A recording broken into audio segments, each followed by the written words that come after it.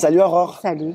Merci d'avoir accepté mon invitation. Aurore, tu es députée européenne, tu sièges dans le groupe des sociaux-démocrates, tu es coprésidente du mouvement Place Publique et aujourd'hui tu es sur la liste qui est emmenée par Raphaël Glucksmann, une liste qui est composée à la fois de membres de Place Publique comme toi et de membres du Parti socialiste et puis aussi de personnalités d'ouverture, bien sûr. On va revenir sur cette campagne puisque le vote a lieu dans quelques jours, le vote pour les élections européennes. Comment est-ce que toi tu sens cette campagne? On est à 3-4 jours du vote. Il y a beaucoup de gens dans les médias, les commentateurs et les gens qui regardent un peu ce qui se passe parlent de dynamique Glucksmann. Bon, c'est vrai que dans les sondages, c'est pas, il a un peu augmenté, tu vois. On peut pas non plus dire qu'il a pété un plafond, tu vois. Mais est-ce que toi, tu la ressens cette dynamique et surtout, comment est-ce que tu l'analyses? Alors, cette dynamique, on la ressent sur le terrain. Enfin, on est quand même passé de sondages qui étaient, je sais plus, au début, qui étaient peut-être à 6-7 ou quelque chose comme ça. Aujourd'hui, autour de 13-14. Après, quel sera le score final? Sincèrement, je sais pas. Mais oui, sur le terrain, on sent qu'il y a une dynamique, on sent qu'il y a un appétit, on sent que, de toute façon, c'est simple, les salles sont pleines. Les gens, quand on distribue les tracts, nous disent « lui, je l'aime bien », texto. Et puis, je crois que c'était important aussi qu'il y ait une ligne pro-européenne, écologique, sociale, sans de poids de mesure sur les questions géopolitiques, bref, qui unit en fait, là où souvent sur les questions européennes, soit il y a la liste pro-européenne, soit il y a la liste sociale, soit la liste écolo, etc. Et on a l'impression de devoir se scinder. Et puis on a aussi un bilan, je crois, qui parle pour nous. On ne fait pas une élection sur un bilan, mais je crois que les gens ont vu que Raphaël Glucksmann avait tout de suite mis en place une commission sur les ingérences, et qu'il a eu raison, qu'il a travaillé sur le bannissement des produits de l'esclavage. Je crois que les gens ont vu que sur les questions fiscales, on a été aussi très proactif. Bref, on a un bilan aussi qui parle pour nous. Et puis, il y a un élément de sincérité. Je dis pas que la sincérité fait tout, mais c'est aussi un élément important en politique. On peut faire des erreurs, on peut se tromper. Par contre, ne pas être cynique et parler avec ses tripes, c'est quand même quelque chose d'important. Après, est-ce qu'on peut se satisfaire de tout? Non. On a un Rassemblement national et même une extrême droite. Quand on prend toutes les listes d'extrême droite, on est autour de 40%. Donc c'est pas satisfaisant du tout. Néanmoins, dans un moment où on a voulu nous imposer un espèce de duel Macron versus Marine Le Pen, parce qu'à la fin des fins c'est ça, hein, les têtes de liste quelque part, surtout du côté des macronistes, on a tendance un petit peu à les oublier. Qu'il y ait une dynamique aussi humble soit-elle autour de cette liste, je pense que ça fait du bien.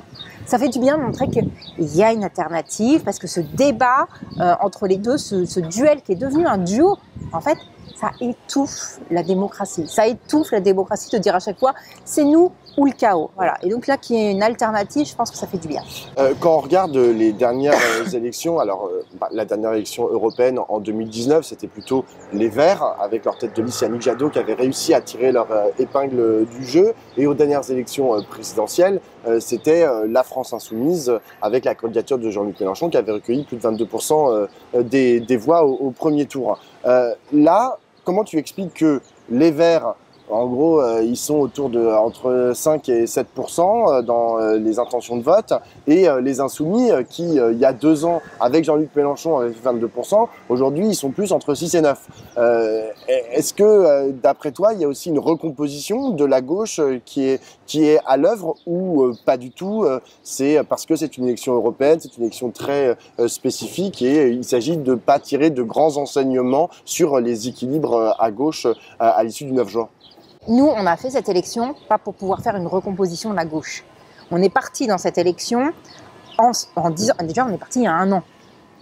Se rappeler que nous, ça fait 1 an qu'on est en campagne avec Raphaël. On est parti en campagne il y a 1 an en disant on va parler d'une seule chose, c'est d'Europe, d'Europe et d'Europe. Donc quand on est parti sur cette élection, on n'était pas du tout dans une dynamique où on va recomposer la gauche ou quoi que ce soit. On était dans une idée de se dire il y a des enjeux européens qui ne sont pas négligeables, mais vraiment pas négligeables, parce qu'on est dans un moment géopolitique extrêmement tendu et qu'il s'agit de la survie, mais non pas de l'Union européenne, mais des Européens en fait. C'est ça aujourd'hui qui est en jeu fondamentalement. Donc on n'était pas du tout, et on n'est pas du tout sur cette idée de recomposition de la gauche, etc. Après, on a fait le choix aussi de ne pas nous affronter avec nos concurrents de la France insoumise ou des Verts d'ailleurs. Voilà, on essaye de ne pas le faire. On recadre quand certaines lignes sont franchies, mais sinon, tu ne nous entendras jamais dire un mot négatif sur les Verts ou quoi que ce soit. On ne l'a pas fait d'ailleurs, en fait. Donc, on verra bien ce que dit surtout les votes ce 9 juin. Mais après, Raphaël Glucksmann l'a dit et on se portera garant de toute façon de la ligne qui a été tracée durant ces élections, de cette dynamique qui a été créée, encore une fois, autour d'une ligne de gauche, écolo, pro-européenne, très claire sur les questions géopolitiques et qui nie pas dans l'outrance.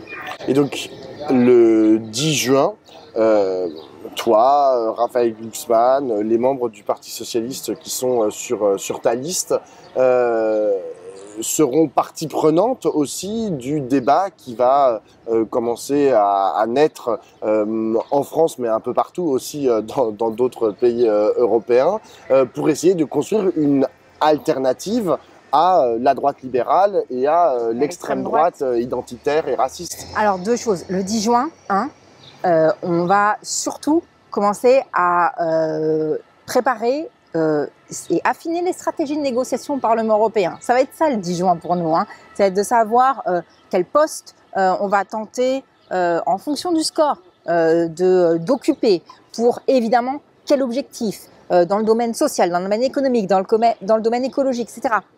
Notre objectif le 10 juin, ça va être celui-ci en fait, se réunir tous ensemble pour commencer à voir quelle va être notre influence possible au Parlement européen. Ça c'est le premier point. Le deuxième point, c'est que oui, on ne va pas prendre le Thalys, l'Eurostar, parce que ça a été racheté par Eurostar, et partir à Bruxelles et vous ne nous reverrez plus. Évidemment que non. Ce sera un mandat où on sera plus présent que la fois passée sur le territoire national. Parce que, on l'a dit, il y a un appétit, on a fait une offre politique qui semble, et encore une fois on est humble, on verra bien ce qui va se passer, plaire. En tout cas, on a réussi durant ces élections à remettre, je pense, du fond dans les débats, et oui, il faudra compter sur nous pour garder cette ligne et ce cap. Qu'est-ce que tu réponds à celles et ceux qui disent... en gros, la dynamique Glucksmann, c'est la renaissance du hollandisme. Je pense que, ces petites phrases, elles font pas du bien en fait. Elles font du bien à personne. Je pense qu'elles n'intéressent pas les Français. Sincèrement, en fait, on est dans une période où il y a eu de l'inflation, une perte de pouvoir d'achat, il y a la guerre aux portes de l'Europe, il faut réindustrialiser le pays, il faut mener en même temps la transition écologique, il y a l'extrême droite à 40% et on nous parle de renaissance, de François Hollande, de gauche irréconciliable, de machin, de trucs. Ça intéresse qui, sérieusement ? Je veux dire, les gens, le matin, ils se posent pas ça comme question. Ça intéresse, je pense, une petite bulle, fondamentalement. Donc, nous, on a toujours été très clairs et je pense que notre mandat est irréprochable en fait sur les questions économiques, sur les questions sociales, sur les questions écologiques. Donc résultat, on a toujours des petites phrases, des petits pics, etc. Ça fait pas du bien à la gauche, ça fait pas du bien à la démocratie dans son ensemble. Et donc demain, la gauche telle que tu l'envisages, tu la construis avec Fabien Roussel, Jean-Luc Mélenchon et Marine Tondelier et Olivier Faure? Je crois qu'on a été très clair sur Jean-Luc Mélenchon. Ensuite, on n'est pas des... Ça veut dire quoi très clair? Ça veut dire genre out? Ça veut dire qu'on en a bien vu, Raphaël a été clair pour le coup. Construire à la gauche avec lui, c'est pas possible en fait. Il y a des lignes de fracture et il y a des outrances qui sont pas tenables. Après, sur le reste, on n'est pas des videurs de boîtes de nuit. Oh. Voilà, on n'est pas des videurs de boîtes de nuit. On verra bien en fait ce qui se passe. Nous, le principal... c'est de pouvoir faire en sorte de convaincre un maximum de personnes sur une ligne très claire pour pouvoir arriver au pouvoir et changer le pays. Et faire en sorte qu'on ait de la justice sociale, de la justice fiscale, qu'on réindustrialise le pays, que tout le monde puisse vivre bien en fait. C'est ça qui fait qu'on se lève le matin, c'est pas autre chose. Donc après, les trucs d'appareils, on verra en fait, on verra. Mais pour nous, en tout cas, de toute façon, la reconstruction de la gauche, elle se fera sur une ligne claire sur le fond. C'est le fond qui va nous intéresser. C'est le fond et aussi les méthodes, parce qu'il y a des méthodes qui ne sont pas acceptables. Il y a quelque chose dont vous êtes aussi régulièrement accusé, c'est que vous siégez dans le groupe des sociaux-démocrates qui est en cogestion du Parlement européen avec Renew, le centre-droit, enfin les libéraux auxquels appartient Renaissance, et le PPE, la droite conservatrice. Vous êtes en cogestion du Parlement et il y a des mouvements, des sensibilités plus à gauche qui disent oui, mais en fait, voilà, tout ce qui se passe, toute la merde en fait qui se passe au Parlement européen, le Parti socialiste français en est aussi responsable parce que ils sont dans cette cogestion. Qu'est-ce que tu as à répondre à ça? Parce que tu me dis oui, il y a le fond, c'est le plus important, mais là c'est vrai que dans la méthode, quand on regarde ça, on se dit c'est pas une cogestion. Comment ça fonctionne le Parlement européen? Le problème, c'est que le Parlement européen, ça fonctionne, c'est orthogonal au mode de fonctionnement français. Donc c'est toujours compliqué de pouvoir le comprendre. Comment ça fonctionne? C'est simple. En fait, moi je prends toujours l'exemple de la constitutionnalisation de l'IVG, parce que je trouve qu'il est très parlant. Et d'ailleurs, c'est pas, voilà, il est très parlant. Parce que le fonctionnement du Parlement européen, c'est à peu près pareil. Un petit groupe de personnes part avec une idée très précise de ce qu'il veut faire. Et il arrive à embarquer d'autres groupes politiques. C'est ce qui s'est passé sur la constitutionnalisation de l'IVG. Il y a des gens de la France insoumise qui ont voté pour, et il y a des Renaissances qui ont voté pour, et des Républicains qui ont voté pour. Voilà. Mais c'est parti d'un petit groupe de personnes déterminées. Le Parlement européen fonctionne exactement de la même façon. Donc quand on est en train de dire machin a voté à 80% avec un tel, etc., mais oui, en fait, personne ne peut faire passer quelque chose sans créer cette majorité, de toute façon. Et ce n'est pas du tout une cogestion. Ensuite, on va être très clair, le Parlement européen, c'est un dosage de rapport de force et de négociation. Et à un moment, il faut savoir quand est-ce qu'on peut négocier, jusqu'à où, et quand est-ce qu'à un moment, c'est plus possible. Nous, les sociodémocrates, on fait du rapport de force vis-à-vis de la droite. Comment on fait pour faire la réglementation des travailleurs des plateformes ? En faisant du rapport de force et de la négociation. Mais c'est grâce à nous, ça par exemple. Quand on fait la fiscalité sur les multinationales, quand on fait le bannissement des produits issus de l'esclavage, etc. Mais en fait, à chaque fois, c'est quand même grâce à nous. Donc c'est pas de la cogestion en réalité. C'est un bon dosage entre, il faut réussir à créer une majorité. Comme pour la constitutionnalisation de l'IVG, il faut définir ses lignes rouges. Et quand il y a une ligne rouge qui est inacceptable, là, on se retire des négociations, tout simplement. Mais sinon, c'est du rapport de force. Sur quoi est-ce que tu vas t'engager dans ton mandat à venir? Je me souviens que entre 2019 et 2024, tu t'étais particulièrement engagé sur la question, par exemple, du Green New Deal. Green New Deal qui a eu il y a une réception en fait qui était pas toujours très amène. Je pense notamment aux agriculteurs qui, lorsqu'ils ont manifesté leur colère au mois de janvier et février, disaient de toute façon tout ce qui nous arrive, toutes les merdes qui nous arrivent, c'est à cause de ce Green New Deal, exactement, Green Deal, il faut remettre en question toutes les normes écologiques qui sont portées par le Parlement européen. Quand tu as entendu ça, ces revendications qui étaient portées par les agriculteurs et les agricultrices, est-ce que tu t'es dit, bon, peut-être qu'il faudrait qu'on change quelque chose dans la méthode, dans la façon dont on a construit ce Green Deal européen parce qu'il a été en partie détricoté, enfin pas complètement, mais genre il y a des trucs qui ont été un peu suspendus, on va dire. Et à l'avenir, comment est-ce que vous allez continuer en fait à porter cette question écologique au Parlement européen? Plusieurs choses. Déjà, il y a une différence entre le Green Deal et le Green New Deal. Le Green Deal, c'est ce qui est porté par la Commission européenne et il manque le New dedans. Et dans l'idée du Green New Deal, il y avait cette idée de reprendre ces idées qui datent de Roosevelt finalement, qui est d'avoir une fiscalité juste, qui est d'avoir une garantie de l'emploi. Ça, mine de rien, j'ai réussi à créer un fonds pour la garantie de l'emploi local au niveau européen avec Nicolas Schmitt. Il y avait plein de choses comme ça, plein d'aspects sociaux. Ça n'était pas dans le Green Deal européen. Le Green Deal, même si on a réussi encore une fois à mettre des éléments sociaux quand même avec le fonds de transition juste, etc., il manque quelque chose. Il était insatisfaisant. Il manquait un pilier social et surtout un pilier investissement. C'est-à-dire qu'on voit bien qu'aujourd'hui, le nerf de la guerre, c'est d'investir, investir, investir pour avoir des usines sur notre sol. Et ça manquait côté commission. Du côté des agriculteurs, je pense qu'il y a une très grande manipulation de la droite et de l'extrême droite, parce que la réalité, c'est que le Green Deal, il n'est pas encore appliqué. Donc, ils ont soufflé sur des braises. Et c'est assez, je trouve, inadmissible pour le coup. Et par ailleurs, quand on entend les agriculteurs, on se rend compte aussi que leur principal problème, c'est leur revenu. C'est pas forcément les normes, en fait. Donc, ils ont créé cette espèce de truc autour du Green Deal pour dire c'est les normes qui vous étouffent alors qu'elles ne sont pas encore en application, et sans répondre à l'une des revendications des agriculteurs, qui est comment on fait pour vivre.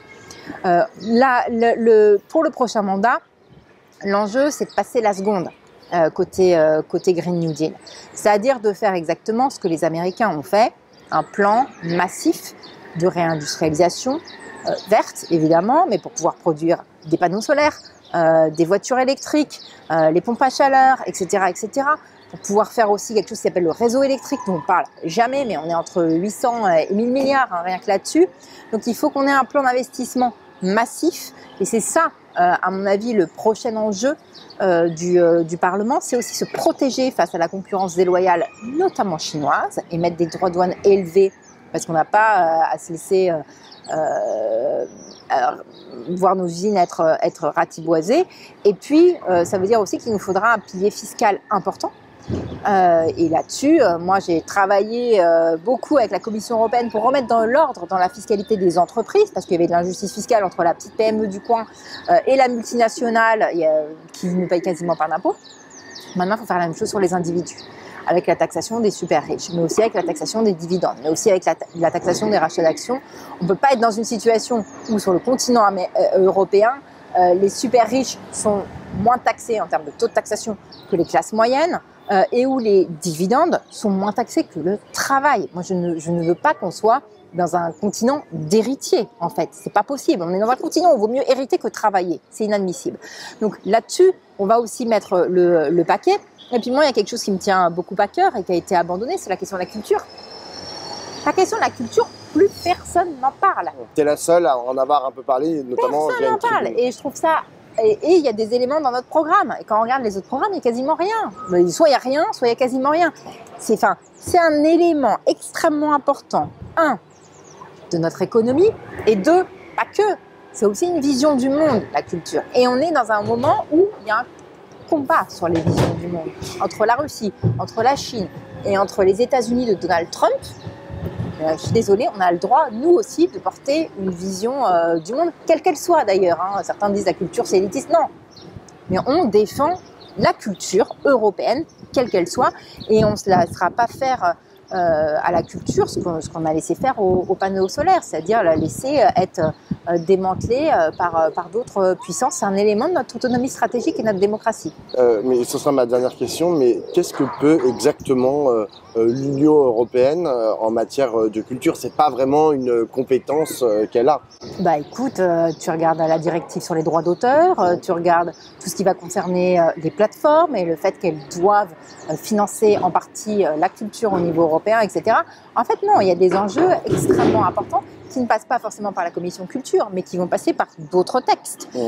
Et donc, c'est là où il est extrêmement important, pour le coup, de défendre ce secteur économique et de dire qu'il ne fonctionne pas comme les autres non plus. En fait, j'ai une toute dernière question. Parce que tu m'as parlé d'investissements importants qui doivent être faits, notamment en matière de réindustrialisation. Tu m'as parlé de fiscalité. Tu m'as parlé maintenant de la question culturelle et s'attaquer aux plateformes. Tu m'as parlé de la taxation des super riches et de ces questions d'héritage, etc. Très bien.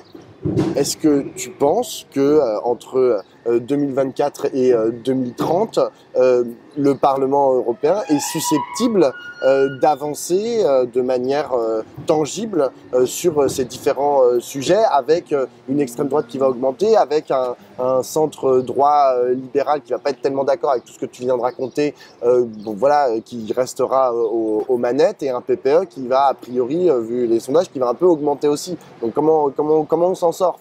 Est-ce que tu penses est-ce que tu es condamné, en gros, dans les 5 années à venir, 6 années à venir, à être, à 5 années, pardon, à être dans l'opposition?